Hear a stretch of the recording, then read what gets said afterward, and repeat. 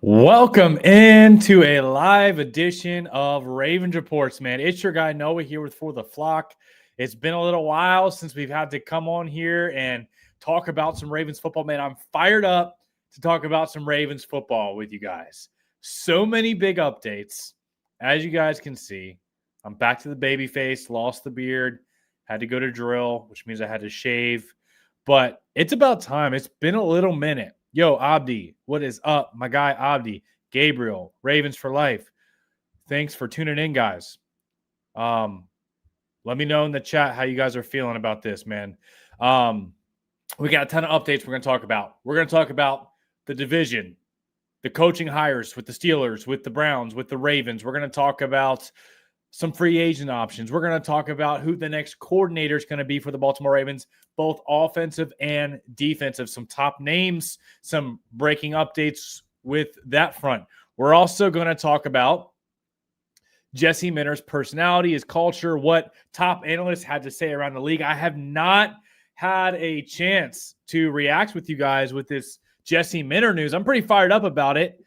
He was definitely in my top 5. I don't want to say he was like my top guy, but I'm excited. The more I'm hearing about Jesse Minter, looking into him, I'm really excited about him. So we're going to talk about the next coordinators for the Ravens. What's Lamar Jackson? How's he feeling about this? Derrick Henry, we got some news on him as far as possible future retirement and other things, some updates, and a whole bunch of other things to talk about. So first of all, man, it's been a minute since we've got to pull out the purple shades. I know you guys have been missing the purple shades. So here we are. Purple shades are back. Because as you guys are saying in the chat, Jesse Minter already in the running for Coach of the Year, baby. He just inherited a football team with Kyle Hamilton, with Lamar Jackson, with Derrick Henry, Nate Wiggins. Let's go, baby. This team has a real chance, man. This is already like a playoff caliber team. They make a couple roster adjustments, a couple fixes, fix up that offensive line, get some more pass rush. Having a defensive coordinator that can scheme up some pressure is gonna bring the Ravens to the next level, in my opinion. I'm really excited, man. You guys are already letting it fly in the chat. Yeah, he was asked about possibly retiring on a recent interview, and Derrick Henry said, no, I'm still feeling great, not slowing down. He said, this is why I work hard in the offseason. I feel great. So we get another year of Derrick Henry and Lamar Jackson in what we consider to probably be their prime, especially with Lamar Jackson. Derrick Henry is going to be, 32? But the dude hadn't slowed any signs of showing down. He was still put up monstrous production, top 5 running back numbers, efficiency, yards, touchdowns, all that. And that was despite some poor offensive line play. So, man, let's go ahead and start to get into some of the news, guys. So first of all, the Baltimore Ravens have a big decision to make with their next offensive and defensive coordinators, all right? Apparently, it's reported that the top guy that Lamar Jackson would like at the offensive coordinator position is Cliff Kingsbury. Now, I'm seeing mixed reports that this could be a possibility. He did interview for the Ravens head coaching position, so he's already been in, talked to Eric DeCosta, talked to Sashi Brown, and apparently Lamar Jackson was in virtually on some of these meetings. Could this be the next offensive coordinator for the Baltimore Ravens? It'd be exciting. He helped Jaden Daniels have a monstrous rookie season. He helped develop Patrick Mahomes and Kyler Murray to have his best season. He's got experience as a head coach, a lot of offensive prowess. Could he be the next coordinator for the Baltimore Ravens on the offensive side of the football?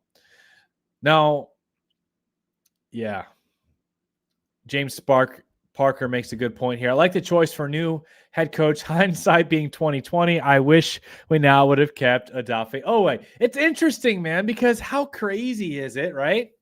That Odafe Owe with the Baltimore Ravens was actually on the team. No, Owe was drafted in 2021. But so right after Minter leaves, Dafe Owe gets drafted.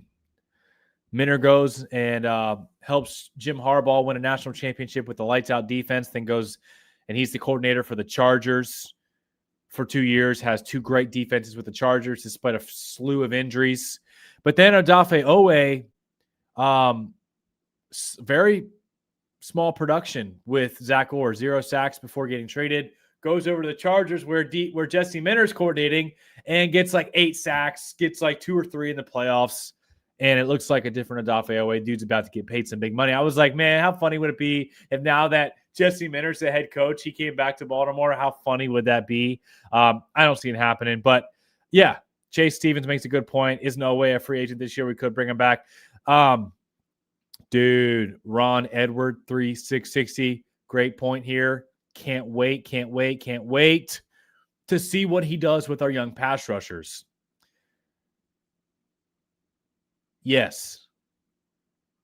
Mike Green. What could that have looked like with Mike Green's rookie year if the pass rush was just a little bit better coordinated?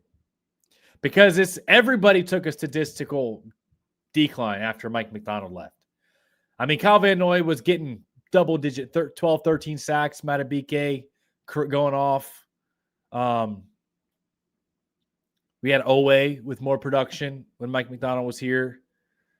Clowney, like bunch of dudes having career years with Mike McDonald. Then Zach Orr comes in and the statistical pass rush win rate, pressure, sacks, everything went down. So what could it have looked like with Mike Green? I'm excited to see, man. No Matabike news yet. He said, we got Gabriel says, or no, Chase Stevens says, I'm excited to see what he does with Green and Hammy, Fernicol Hamilton, because he was part of the reason Derwin broke out. It's true, man. Derwin had one of his best seasons, even as an older veteran, with Jesse Minner, because Jesse Minner knows how to coordinate a defense, baby. He knows how to get the guys ready. Speaking of getting the guys ready, here's what Daniel Jeremiah had to say. Daniel Jeremiah used to work for the Baltimore Ravens. He's a draft X's and O's expert, man. Former scout for the Ravens. Very plugged in to the league. And he says, very respected, right? He's smart, detailed, and players absolutely love him. Authentic guy. Jesse Minner seems like the type of guy that just really connects with players. Apparently, he was one of Lamar Jackson's guys, preferences, and that's a big reason why they hired Minner. Some other news about Minner. Josina Anderson, when referring to these coordinators, she says, my update, understandings that the Ravens are planning conversations with offensive coordinator candidates over the next couple of days or so, while some of those candidates are also still being in play for the head coaching jobs. Mike McDaniel's still out there. Apparently, if he doesn't get a head coaching job, he's going to take the offensive coordinator position with the Chargers. We'll see if that comes to fruition. But, hey, if I'm Mike McDaniel, I wouldn't mind coordinating me an offense with Derrick Henry and Lamar Jackson and Mark Andrews and Zay Flowers and Rashad Bateman. I'm looking forward to a coordinator that can get the most out of these receivers, man. Bateman had over 700 yards, 9 touchdowns in 2024. Then big statistical drop-off this last year, only a couple hundred yards, minimal production. You think Hump will come back? He actually said something that he was like, I had a conversation with Steve Bisciotti, and he said he gave me percentages of whether or not I'll be back. And he was like, I like my odds. I like my percentages. So Steve Bisciotti was actually pretty much saying there's a chance you're not back. I don't think the Ravens should bring him back at his current salary cap hit. It seems to be pretty high. Thanks for the new member. We got Why Am I Here 777. Appreciate the love. Appreciate the membership. Man, how do I highlight you? Yeah, here we go. Why Am I Here 7777 became a YouTube member. Thanks for the love. What were we talking about? Yeah, coordinators.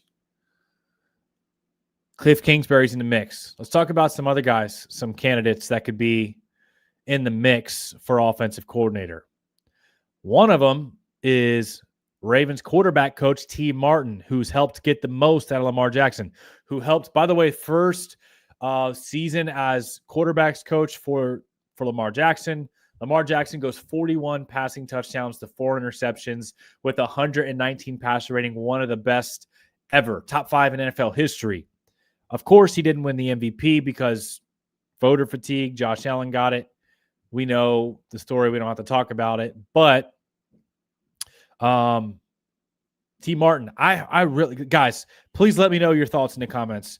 I love T. Martin. He seems to really have Lamar Jackson like prepared, good to go, making reads.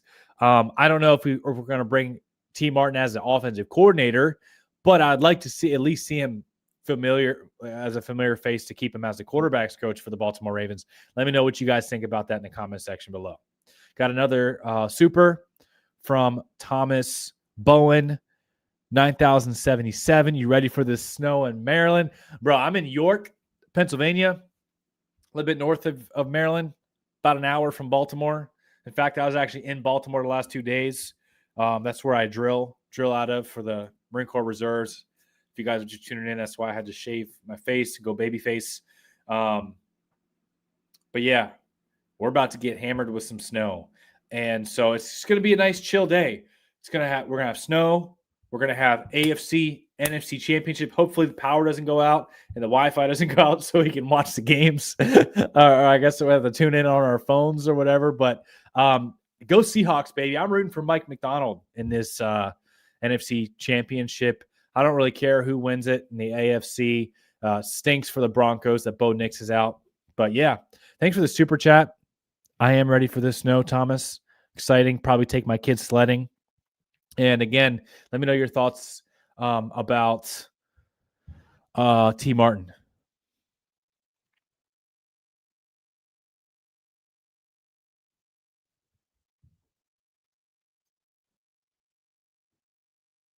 Justin Lewis, shout out. He said, "What's up, Noah? First time seeing you live. Normally, I watch you afterwards.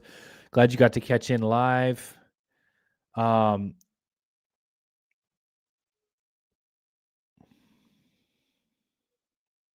Yeah, Mike McDonald was the one that got away.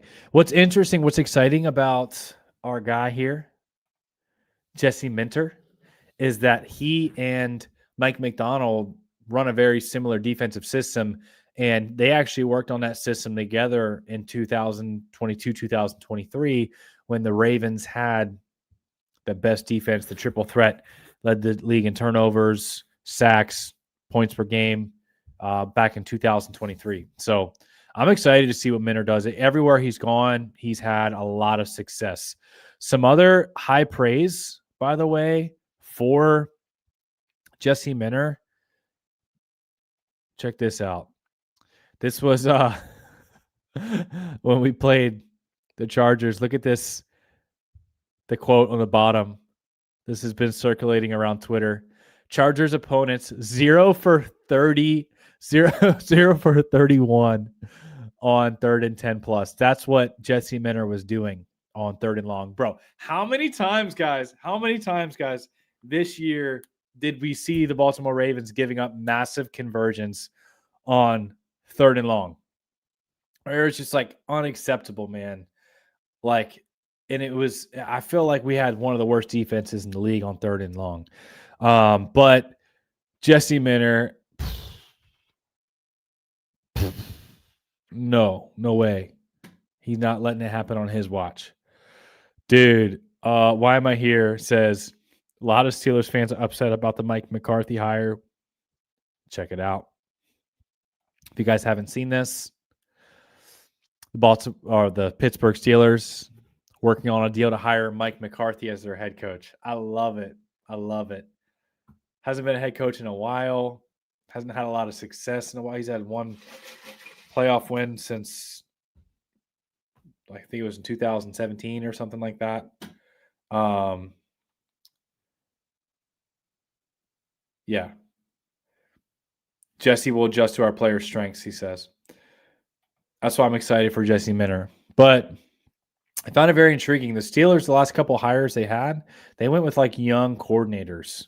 and obviously had a lot of success with McCarthy. They went with the 62-year-old former Super Bowl winner. Does that mean Aaron Rodgers is going to come back? I don't know.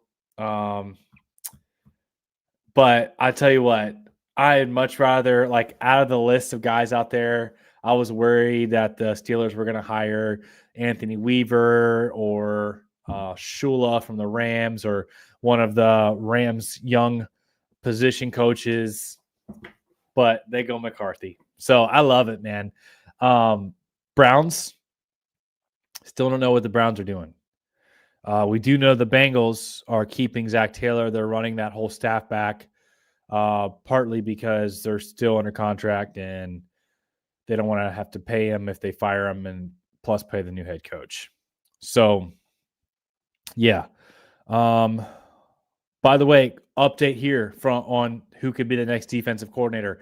The Ravens requested to interview Chiefs defensive line coach Joe Cullen, who previously spent 5 years coaching in Baltimore as the defensive line coach, by the way, for their defensive coordinator job. Haven't heard any updates since then. This was yesterday, but I believe they're going to continue to interview candidates.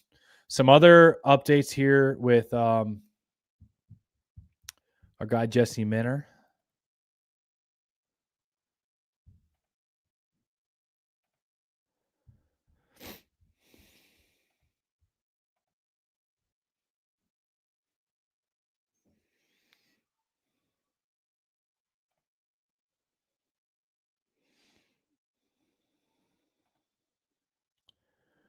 Let's see here.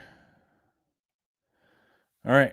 Jordan Schultz says, biggest endorsement I can give the Ravens fans about Jesse Minner is this. His players loved playing for him. Derwin James, Khalil Mack, two, by the way, all pro veterans. Diane Henley, Tareeb Steele, Tony Jefferson, and so many others. One of the best coaches they all had. So many former players coming out saying, man, Minner, we're going to miss you. I love you. Respect. You could see the genuine emotions that the players had whenever Minter left. This is a guy that has a unique ability and a grace to connect with his players, where the players buy in, there's connection, they get fired up to play for him. You could see every defense he's been coordinating, whether it was at Michigan, whether it was for the Chargers, even when he was coaching here at the Ravens, the guys played hard for him. There's no doubt that the players are going to buy in, and it's exciting that Lamar Jackson was reportedly excited about Minner as well. So, yeah, man. Let's see. Joe Cullen, like we said, brought in for defensive coordinator position. And also, we have 10 candidates that could be the next Ravens offensive coordinator. We'll go through these real quick, and you guys can let me know what you think in the comments. T. Martin was a guy we mentioned. Dave Ragone, he's the Rams quarterback coach. Of course, the Ravens are going to have to wait to interview any of the possible coordinators there over with the Rams. One of the big names is Nathan Scheelhaus, who's been the pass game coordinator. He's also getting buzz for head coaching opportunities, but still an offensive coordinator spot would be an upgrade for him. That would be exciting. Clay Kubiak, he's the 49ers OC, but would he want to do a lateral move? Probably not. I believe he's returning there with the 49ers. Jared Johnson, he's the quarterback coach for the Houston Texans, could be looking for an offensive coordinator position. Davis Webb, Broncos quarterback coach. He is also getting buzz for possible head coaching interviews. He's young. I believe he's only like 30 years old, almost the same age as guys like Josh Allen, Lamar Jackson, but he was actually Josh Allen's backup at the quarterback position, but was so smart that even as a backup, he's running these quarterback meetings, and people were fired up and excited to hire him as a coach because of his cerebral understanding of the game and ability to connect with other people. So Davis Webb, he's a possibility for offensive coordinator. Mike LaFleur, he's the Rams OC. Mike Kafka, former Giants interim head coach. Thomas Brown, he's the New England Patriots passing game coordinator. Just a couple of names out here: Brian Callahan, David Shaw, and then, of course, like we talked about, an in-house guy would be T. Martin. By the way, B-Band CFP Production, he says, Emory Jones is good. I'm excited to see Emory Jones back with this offensive line. Now, speaking of this offensive line, what is absolutely a priority for the Baltimore Ravens this offseason is addressing this offensive line via the draft and free agency. And there's a lot of really exciting guys that are available in free agency, some key veterans. All right, let's start with some guys that I'm really a fan of. Joel Bitonio, he's 34 years old. This year, he had an overall 70.7 PFF grade. He was 8th out of 81 guards in pass pro, 38 in run block. Doesn't have to be a superstar guard, guys. It just has to be someone above average that's not going to get our guy killed back there. And I would like to see a veteran. So imagine Emory Jones locks down one of those guards positions. He gets better, or he competes with Andrew Voorhees. If Andrew Voorhees is better, sure. And then the other position, you could have a key veteran like a Joel Bitonio or a Kevin Zeitler. He's 35. We should have never let him go. But guys, this year, 20th in run block rate. He was 74.5 overall grade, 9th in pass pro. Out of all the guards, 64 starting guards, he was 9th in pass pro, 20th in run block win rate. And then, of course, there's like some legit dudes like Isaac Seumalo, Pittsburgh Steelers veteran guard, 32 years old. He was 12th overall best guard, 4th in pass protection, 25th in run block, Pro Bowler. There's some other guys that could be under the radar. You could bring in competition like Zion Johnson and some other guards. And then there's a couple of edge defenders I'd be interested in. Trey Hendrickson, Jalen Phillips, Kwity Paye, to ramp up that pass rush, especially now that you're having a defensive-minded guy come in. Imagine what the pass rush could look like if you signed Trey Hendrickson in free agency, got a jump from Mike Green. You got Travis Jones, and then you got Broderick Washington back healthy. Then it got Disa Isaac and some of the young guys that are coming back healthy. So yeah, man, I'm excited to fix these trenches. There's a good chance there could be a nice trench player there for the Ravens at pick number 14. Last time the Ravens picked at 14, they got themselves an all-pro. I mean, a star, Kyle Hamilton. Then they got Tyler Linderbaum, double dipped in the same draft. So go get Marvin Harrison Jr., he says. Lamont, what's up? He says, what's good, Noah and Flock fam? Good to see you, Lamont, as always. Some other guys that I'd be interested in free agency while we're on this topic. There's 2 defensive tackles. One is DJ Reader. One's John Franklin Myers, especially if Matabike is not coming back, guys. I think it's important to have another guy in the interior that could take some pressure off Travis Jones, man. Imagine DJ Reader and Travis Jones in the same defensive line. There's no way these guys can both get double teamed, and there's no way there's teams running the football on us. And then John Franklin Myers, pass rush guy, had like almost double-digit sacks this year with the Broncos. He's still in the dance right now. So, man, who's going to be the next offensive and defensive coordinator for the Baltimore Ravens? A lot of people in the chat right now saying trenches are the biggest need. I agree, man. You fix these trenches, you have a Super Bowl contender. Even in 2019, when like the number 1 receiver, right, was Willie Snead. But yeah, I don't know why we haven't talked about Joe Brady. Joe Brady would love to bring him in as offensive coordinator. Now, the big knock, I was just talking to one of my friends is a Bills fan, right? Sorry, I know we're bouncing all over the place. So much stuff to talk about. So exciting, guys. But one of my friends is a Bills fan. He was like, bro, I don't want Joe Brady as the head coach. He's like, he doesn't ever push the ball downfield. That was like what Buffalo fans always complained about was we don't push the ball downfield. Part of that could be scheme, but the other part of it is like, look at the receivers the Bills had. They didn't have like an elite receiver on the roster. Their top guy was probably Khalil Shakir. They signed Brandon Cooks off the streets, who started to play pretty good for them. But the one thing about Joe Brady that I do like is he will sustain a lot of long drives where they run the football a lot, keeps the defense fresh, and on 3rd and 3, we'll throw a screen or a quick pass instead of trying to bomb the ball downfield and expect Lamar Jackson to be Superman every play.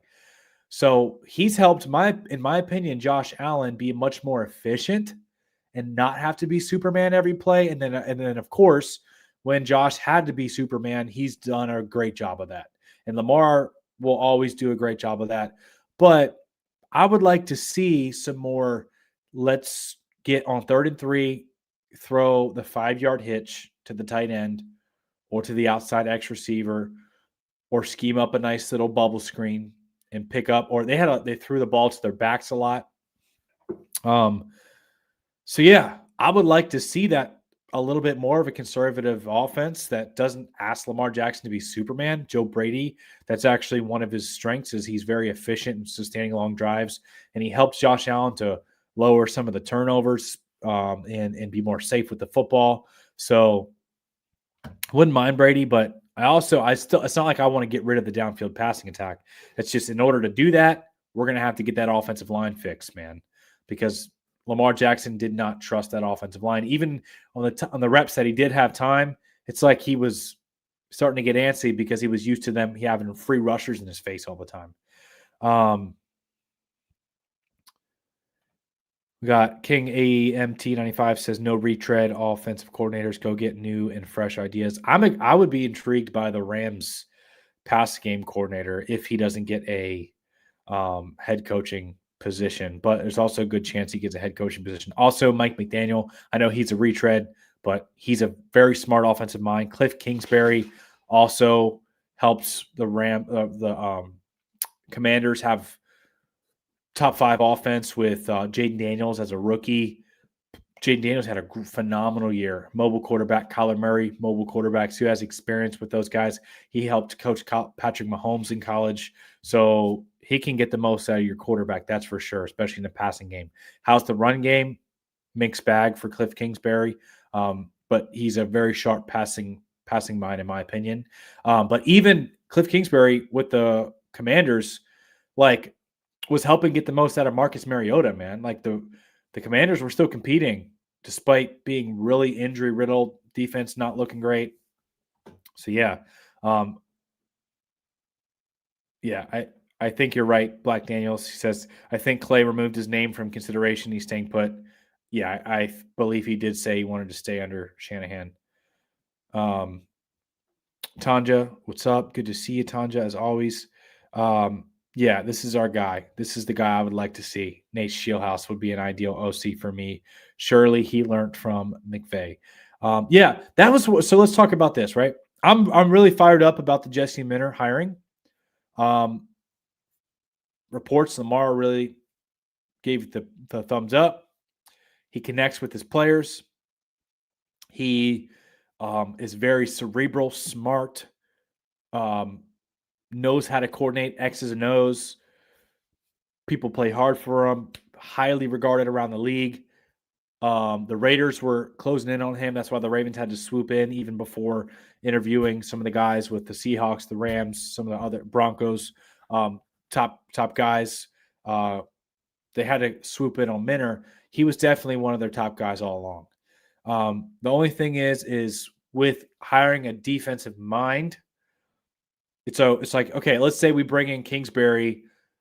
And of course, whoever's coordinating this offense with Lamar Jackson, Derrick Henry, probably going to have a top 5 offense. But let's say the Ravens go out and win the Super Bowl with Cliff Kingsbury or Nate Shieldhouse next year.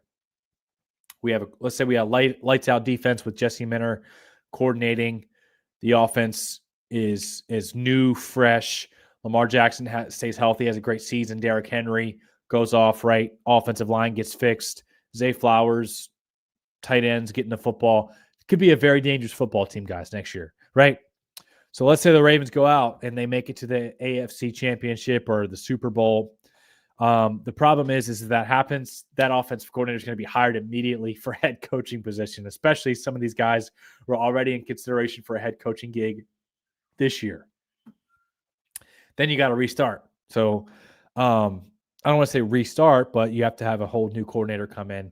versus if you had an offensive mind head coach, you could have some more continuity. But I'm also not going to pretend like Minner, he seems very competent with X's and O's and will probably have input for the offense as well. And he seems really smart, just like a guy like Mike McDonald. So, yeah. And like Vontae Boyd says, we have more weapons in Washington, 100%. So imagine what Cliff Kingsbury could do with Lamar Jackson, Derrick Henry, Bate, Flowers, Mark. Hopefully we bring Likely back. Likely, man, I wanted to bring him back over Mark if I had to choose between the two. Yeah, great point here. Future Work says extending Likely is important. Likely just shows up in the big time moments. He's the clutch dude. He's the guy that shows up in the playoffs, on the primetime games. Had 100 yards against the Chiefs in the opener last year. Goes off, then he has the toe thing, right? Steps on the white line on the toe in the end zone. But then last year in a playoffs divisional round was the guy who made the clutch touchdown grab to possibly tie it up before Mark drops it. And then Likely season on the line, 4th and 7. If you don't get it, you go home. You're done for the year.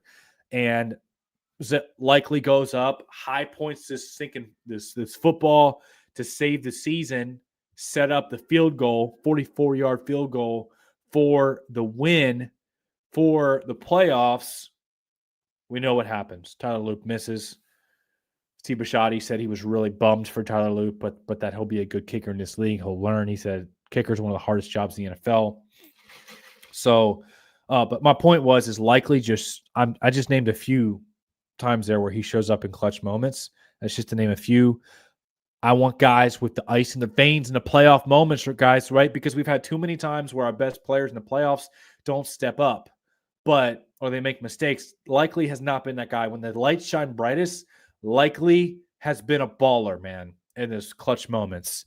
He and Lamar trusts him. So I need to see Likely back, man. I need guys with ice in their veins in the playoffs, and Likely is that dude. Linderbaum is he's important.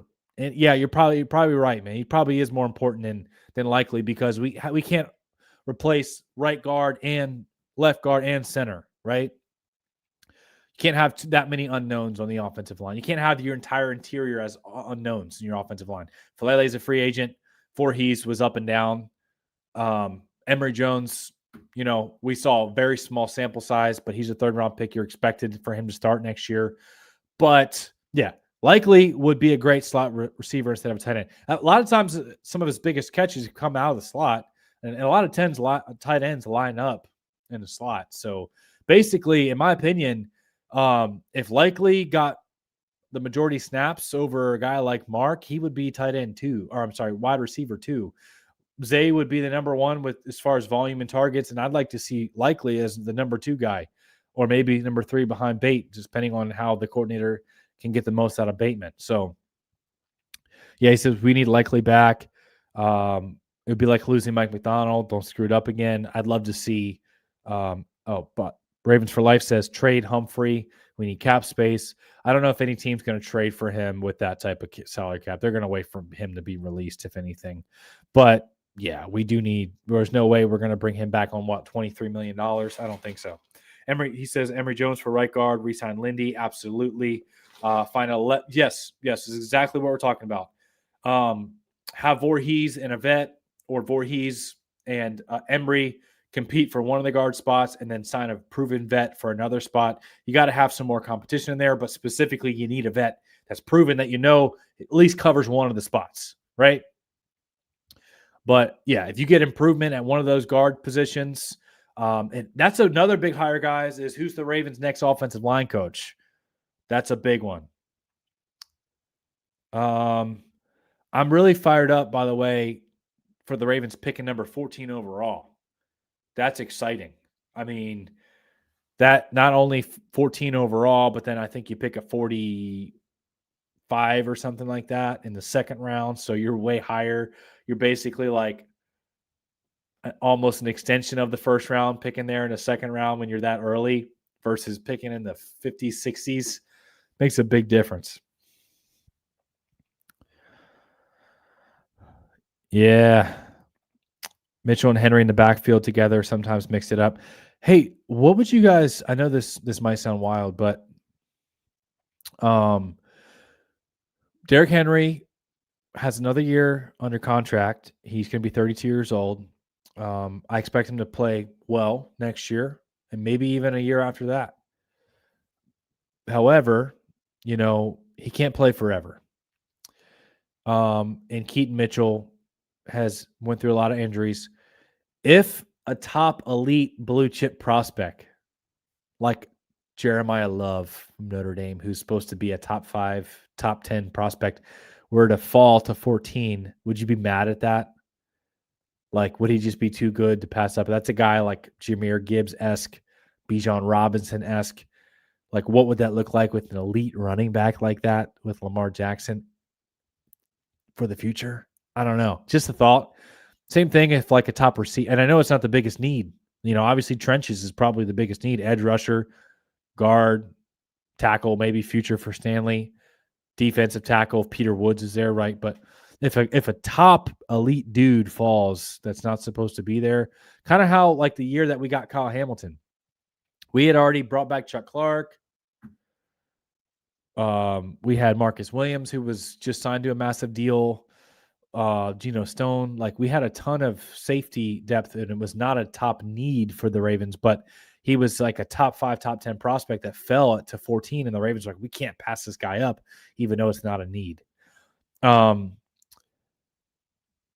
Yeah, Coach Hall says, yeah, not at all would he be upset. He's an elite running back. Yeah. He says 1% of that happening, though. You never know, man. Sometimes running backs, just due to the positional value, will fall. Same thing. Yeah, this is what I was going to say. Future Work says, I'll let Carnell Tate if he fell to the 14th. Yeah, and that's the other thing. There's a couple of receivers, guys, that are considered to be in that top 10 range. And I would wonder if a guy fell. By the way, Eric DeCosta said last year in the draft, when they showed the little after draft clips, he says, now next year we can worry about receiver. So they're going to be worried about receiver this upcoming year. It's a position that's very important. And Ravens have found themselves in that receiver shortage too much. Obviously, Zay Flowers was the first ever drafted homegrown Pro Bowl wide receiver, made the Pro Bowl last 2 years, 1,200-yard season. But imagine if there's like 3 guys, right, in that top 14 mix. Carnell Tate of Ohio State being compared to like JSN, right, for the Seahawks. Jordan Tyson of Arizona State and Mekhi Lemon of USC. Those are the top 3 receivers for most consensus boards. If one of those 3 guys were to fall, specifically Carnell Tate or Jordan Tyson, would the Ravens pull the trigger for another wide receiver? That could be interesting too. Imagine you have Carnell Tate or Jordan Tyson paired up with Zay Flowers and Derrick Henry and Lamar, and then you add a veteran guard in free agency. Now you're cooking. Now you're cooking, baby, with that offense. But yeah, offensive line is probably the bigger need. However, guard is not. There's not like a top 15 type of guard prospect that you're going to be willing to take that early. There are some offensive tackles that could be in that top 15 mix that you could play at guard and then possibly move out to left tackle once Ronnie Stanley retires or leaves in free agency. He's had health concerns. Man, I need to get a sponsor from Duncan, man. I need Duncan to hit me up and sponsor the video. Denzel Boston, he says. I don't think at number 14, Denzel Boston is considered, like on this board, consensus board I'm looking at, he's considered the 28th overall prospect. Yeah, Ron Edwards says, I think Bateman is mentally checked out. I wonder if he's going to request a trade because of his lack of usage. He was apparently requested a trade before, but then he got extended. Yeah, James talking about Pittsburgh signing Mike McCarthy. I was pretty excited about that, guys. If you guys are just now tuning in and you didn't see it, Mike McCarthy to the Pittsburgh Steelers. Not threatened by this whatsoever, but pretty fired up about our guy, Jesse Minter. Young, defensive mind. all the reports, players love him and we're very upset that he left the Chargers. He's had 2 top 10 defenses with the Chargers the last year, 2 years. He's coordinated with them, helped win a national championship in college with Jim Harbaugh, coordinating that defense. So yeah, baby.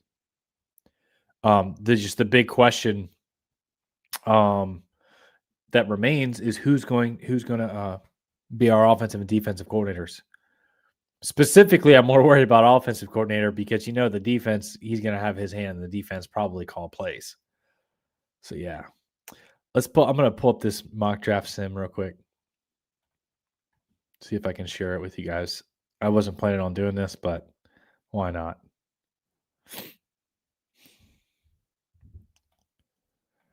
Why not?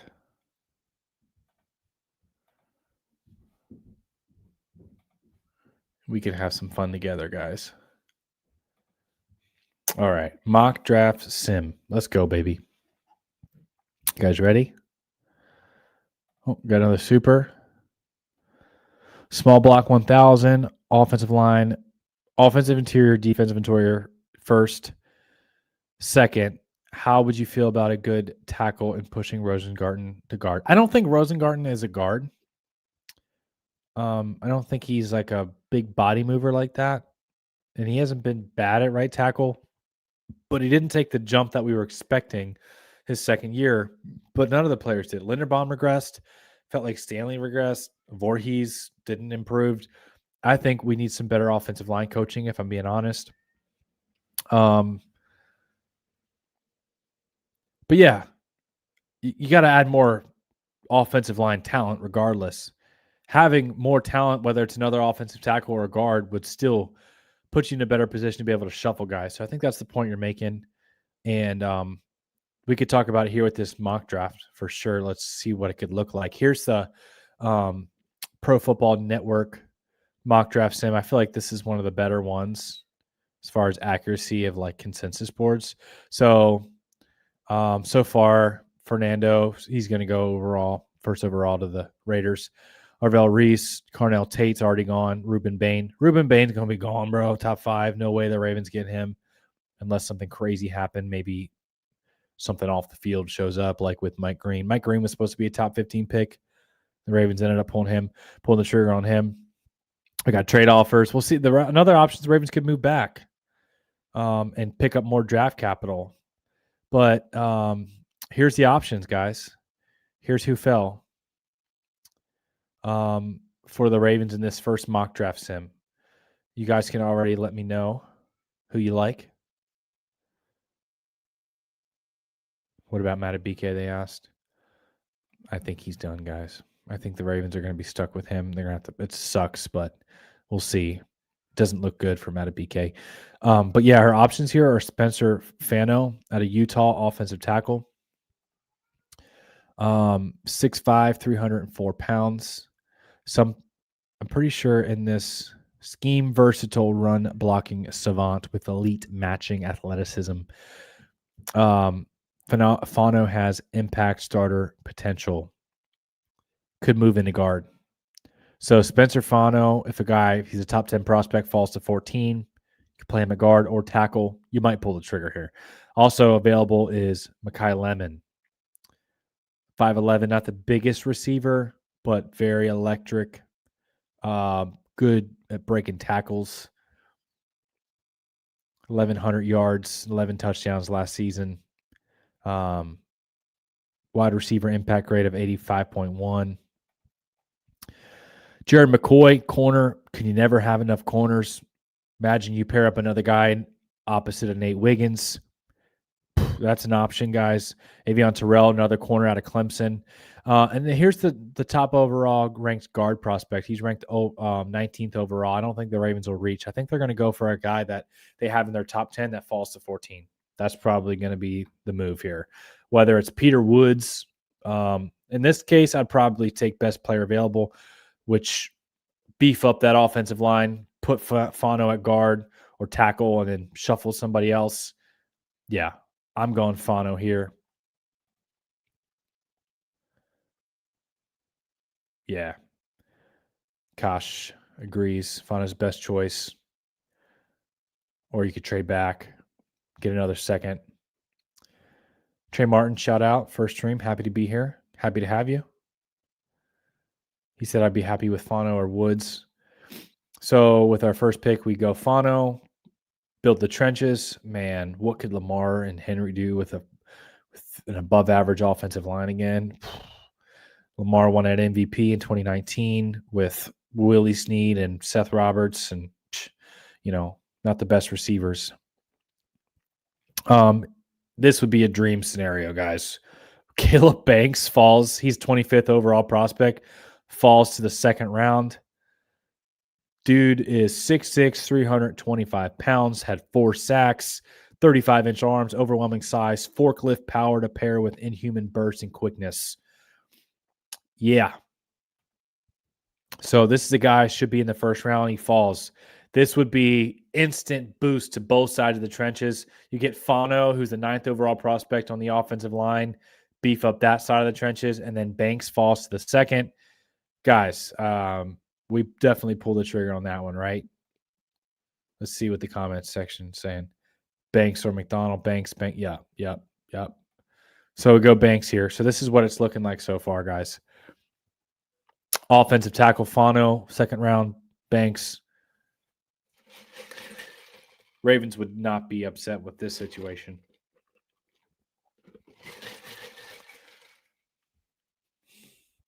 But apparently the last few years, Ravens have had offers to move back, but they've liked their options, guys that have fell on their board.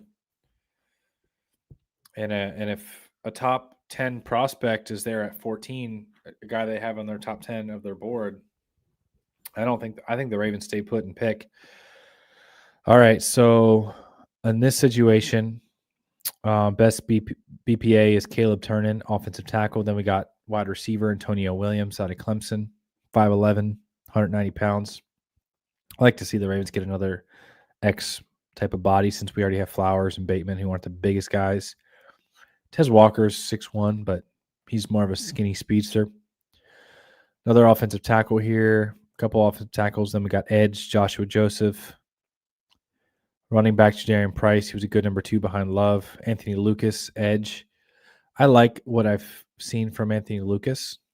I'd probably go edge here. Maybe a receiver.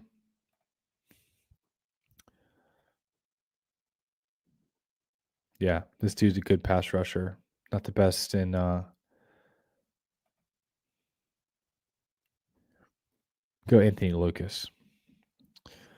But in this situation, so far through the 3 rounds, you'll see what we had here. Oh, Future Work says AJ Brown.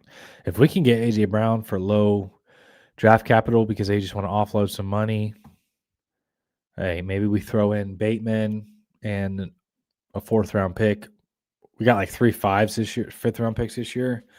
We trade Bateman and like a 5th for AJ because AJ wants to change the scenery. But you imagine Lamar Jackson, AJ Brown, Derrick Henry, and Zay Flowers, bro. That would be wild. Quam says AJ can come read his book on our sidelines. Yeah. He said, I'd rather trade for a sure receiver. That's funny. That is funny. Let's see. So in this draft, we got Fano, offensive tackle. You could move into guard. And then on the other side of the trenches in the second round, we got Caleb Banks. And then the third round, we got edge Anthony Lucas. So trenches here, all trenches. So let's see if this works out a different way. Go through 4 rounds here. Run it again. See who's there at 14. Oh. It selected for me. And this one, that scenario we were talking about happened. The Ravens picked up Jeremiah Love because he fell to 14. They would if he fell. I mean, dude's a top 5 type of prospect, blue chip player, explosive baller. Let me restart here. 4 rounds, Baltimore Ravens, fast. Wasn't even planning on doing mock drafts with you guys. All right. So we got an offer here from Cleveland to go pick number 24, move back 10 spots, and then pick up a second round pick for your 115. That wouldn't be a bad move, you know. Other offer here, another first, a second, and then 2027 second. Hey, if the Ravens don't have, if their guy is gone here, you might do it. In this scenario, we got some offensive tackles that fell here. Lomo, Francis, I don't know how to say his name. Lemon's there. I don't really like the way this one fell. I'd probably move back here. Let me restart again.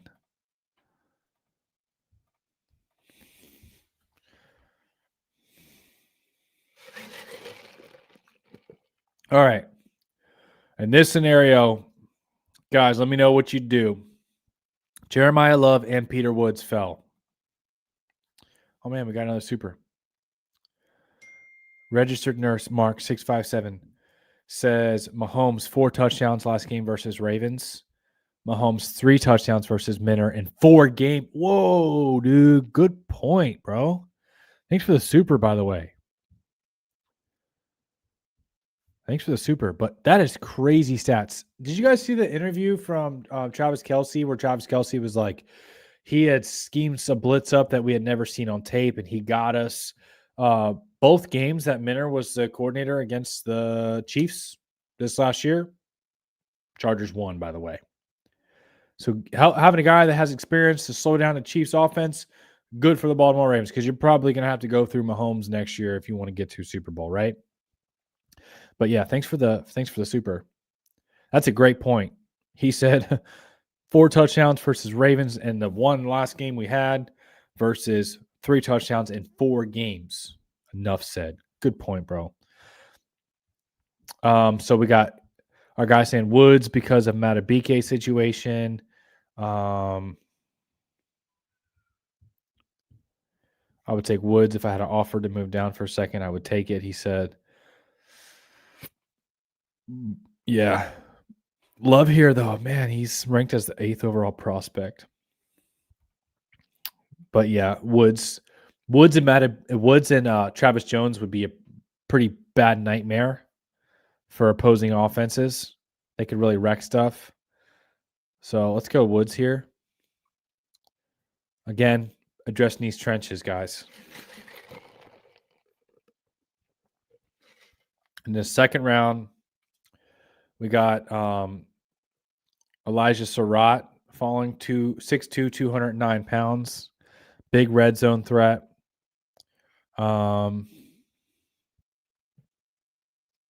Good run after catch. I don't know a lot about Surratt. I'm just reading the description. Julian Neal, 44th overall prospect, corner out of Arkansas. Jacoby Lane, USC, 6'4", 195. He's got the size.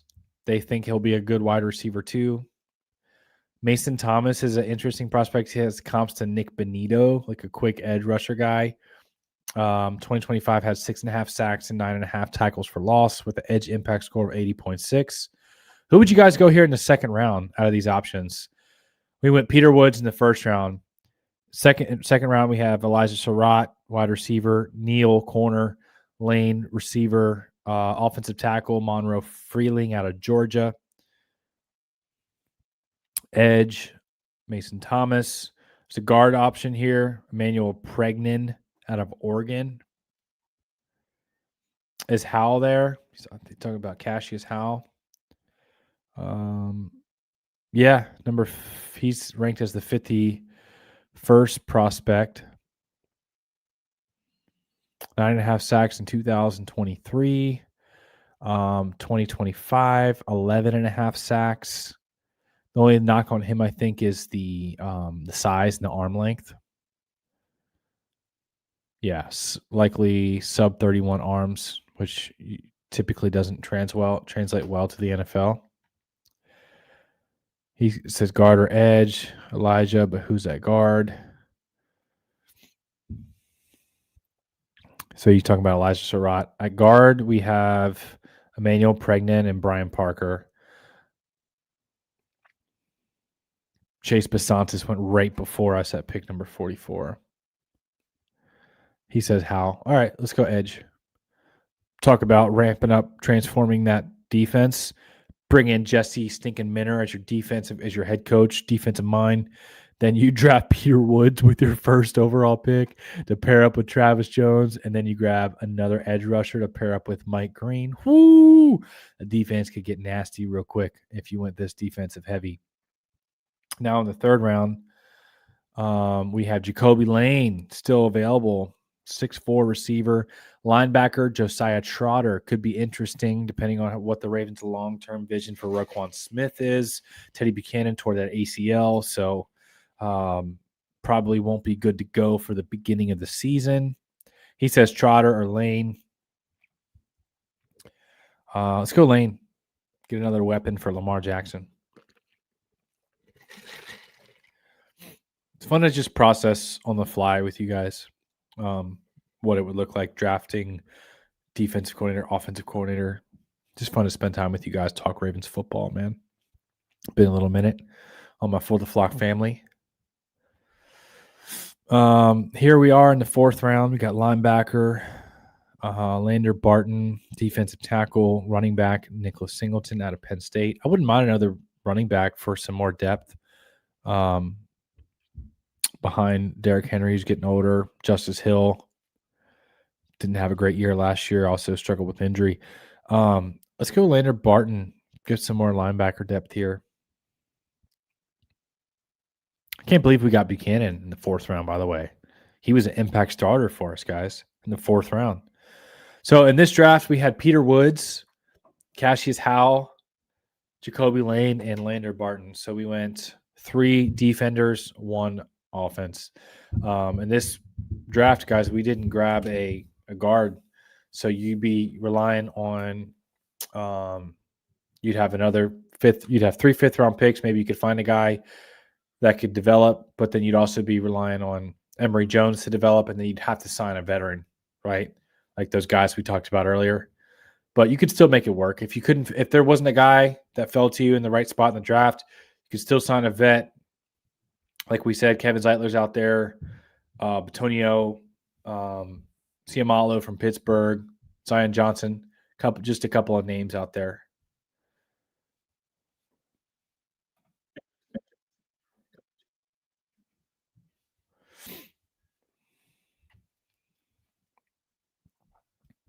Yeah. Yeah, we gotta have at least one solid guard. Losing to the Steelers twice with the old man winner Rodgers, a fireable fence in and of itself. Do you guys think Pittsburgh will bring back Rodgers? We'll see. But I'm really happy that they hired Mike McCarthy. Definitely not an intimidating pick there. So, man, Ravens going to be hiring offensive and defensive coordinators soon, guys, starting the interviews. We also, like we said, the Ravens have the interview we know of for defensive coordinator. They interviewed Joe Cullen, former defensive line coach for the Ravens. We know that Cliff Kingsbury is still out there. We know that Mike McDaniel may still be available. We know that T. Martin could be in the mix. Some of the Rams assistants could be in the mix. So, yeah, guys, really excited about the next hires for offensive and defensive coordinator. Thanks to everyone who hopped in for the live tonight. I think we're going to hop off here. We've been going for an hour. Going to enjoy the snow, guys. Stay safe. Enjoy the snow, guys. Go out with the kids. Take them sledding. That's what probably we're going to do at some point once the roads get clear. Take the kids sledding. Get some hot chocolate. Watch some AFC, NFC Championship. Enjoy time with the family. Enjoy time with the Lord. Enjoy the snow. Yeah, it's going to be good, man. Thanks for everyone tuning in. I love you guys. Appreciate y'all. All my For the Flock family. Thanks for the supers tonight, the new member. Look forward to talking more Ravens football with you guys. Free agency really getting close, guys. March, only a month and a little bit of change away. Then the draft's right around the corner. But so many big updates, big offseason for the Ravens. One of the biggest offseasons we've seen in a while. Thanks for tuning in, guys. I love you guys. Appreciate y'all. Thank y'all for tuning in, and we'll see you in the next video.